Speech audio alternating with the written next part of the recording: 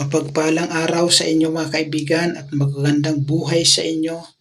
Ngayon naman mga kaibigan ay i-share ko sa inyo ang napakaganda at napakatibay na pangako ng Diyos sa iyo. So kung interesado ka na malaman mo kung ano ang pangako ng Diyos sa iyo, pues panoorin mo mula umpisa hanggang dulo ang video ito. So mga kaibigan, bago ang lahat, ipapakilala ko muna sa inyo kung sino ang nangako na yan sa atin. Ayon sa The Book of Numbers, chapter 23, verse 19, sabi doon, ang Diyos ay hindi sinungaling katulad ng tao. Ano mang sabihin niya ay kanyang gagawin, kung mangako man siya ay ito'y kanyang gagawin o tutuparin. So nakita natin doon mga kaibigan na ang kaibahan ng pangako ng tao at pangako ng Diyos. Sabi doon kapag ang Diyos ang nangako, siguradong hindi mapapako. Napangakuan ka na ba ng sino man, ng kaibigan mo, ng kakilala mo, o sino pa man na matapos kang pangakuan, walang nangyari? Pues hindi kagaya yan ang ating Panginoon. So mga kaibigan, hindi ko na pahabain pa, isishare ko sa iyo yung tatlong bagay na ipinangako ng Diyos sa iyo. Dumaranas ka ba ngayon ng matinding kahirapan ng pagsubok sa buhay mo? Pues huwag kang mawala ng pag-asa kasi ang Diyos mayroong magandang balita para sa iyo. Number 1, yung tinatawag na pagpapala or blessing. Kaibigan, pinangakuan ka ng Diyos ng blessing. Sabi doon sa Genesis chapter 21 verse 1, pinagpala ni Yahweh si Sarah at tinupad ang kanyang pangako. Alam niyo po ba, si Sarah ay pinangakuan ng ating Panginoong Diyos na magkakaroon siya ng anak sa kabila ng kanyang katandaan, sa kabila ng kanyang pagiging baog, pero hindi hadlang yung bagay na yun para sa Diyos. Dahil tandaan natin mga kaibigan, sa Diyos walang imposible. Lahat ng bagay na nais niya, na gusto niya, ay matutupad sa isang salita niya lamang. Sabi doon sa Deuteronomy chapter 28 verse 1, kung susundin lamang ninyo si Yahweh na inyong Diyos at tutuparin ang kanyang mga utos, gagawin niya kayong pinakindakila sa lahat ng mga bansa sa balat ng lupa. Mapapasa inyo ang lahat ng mga pagpapalang ito kung susundin ninyo ang Diyos ninyong si Yahweh. So napakahalaga mga kapatid, mga kaibigan, yung pagsunod sa ating Panginoon. Para matanggap natin yung blessing na galing sa Kanya, sundin natin siya.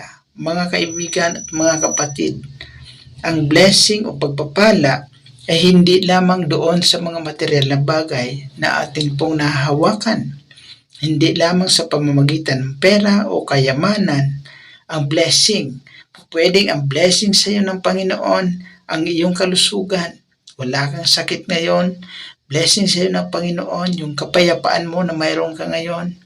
Blessing sa iyo ng Panginoon yung magandang pamilya mo na masayang pamilya.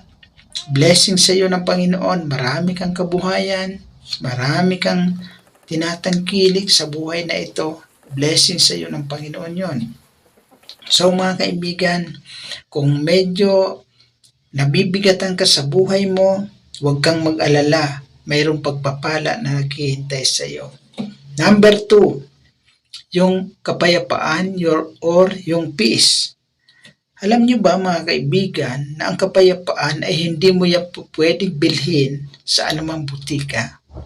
At ang kapayapaan na galing sa Diyos ay talagang mapapanatag ka. Sabi ng John chapter 14 verse 27, mismong ang Panginoon Kristo ang nagsasabi nito, kaya kapayapaan ang iniiwan ko sa inyo, ang aking kapayapaan ang ibinibigay ko sa inyo. Hindi ito kapayapaan na ibinibigay ng mundo.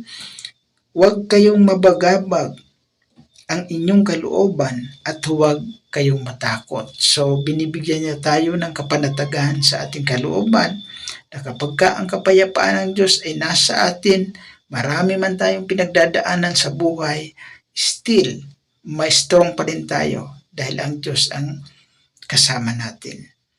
Hindi po ibig sabihin mga kaibigan na kapag ka ikaw ay nasa Panginoon, exempted ka na doon sa mga troubles and trials, sa mga pagsubok.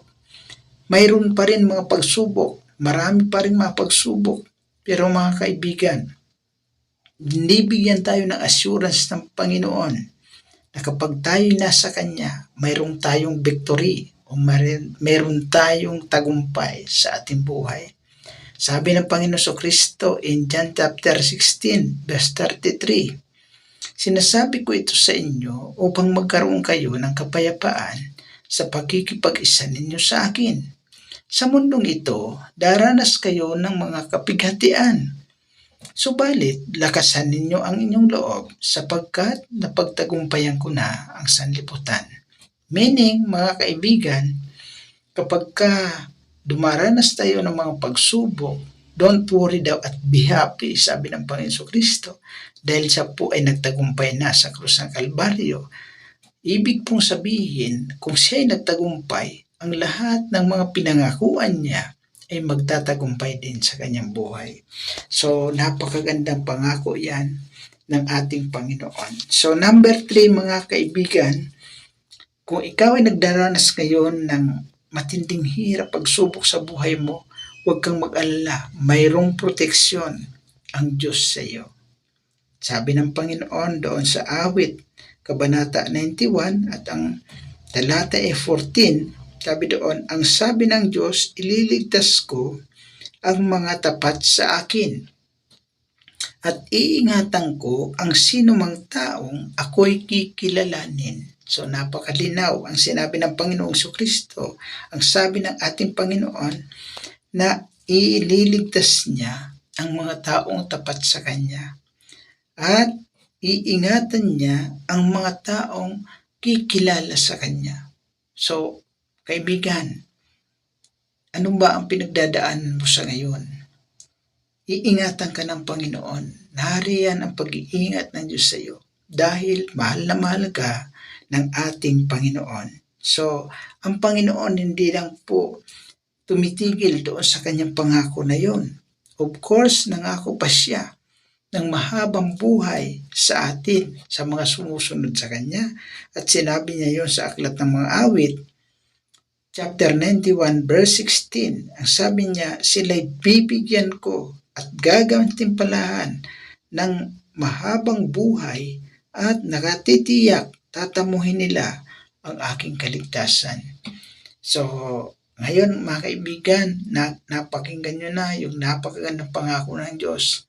Of course, lahat naman tayo ay nag-aasam ng mahabang buhay. Ang sabi ng Panginoon, gagantimpalahan ko kayo ng mahabang buhay at nakakatiyak ng tatamuhin ninyo ang kaligtasan na mula sa akin.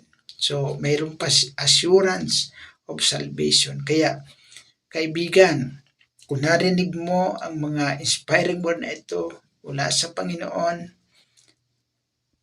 kung nagustuhan mo rin ang ganitong content ng video, huwag mo namang kalimutang isubscribe ang channel ni Disipulo ni Kristo para lagi mong mapakinggan, lagi mong mapanood ang mga video pa na hinanda ko para sa iyo. Maraming salamat, pagpalain ng ating Panginoong Hesukristo. So, kaibigan, see you on my next video.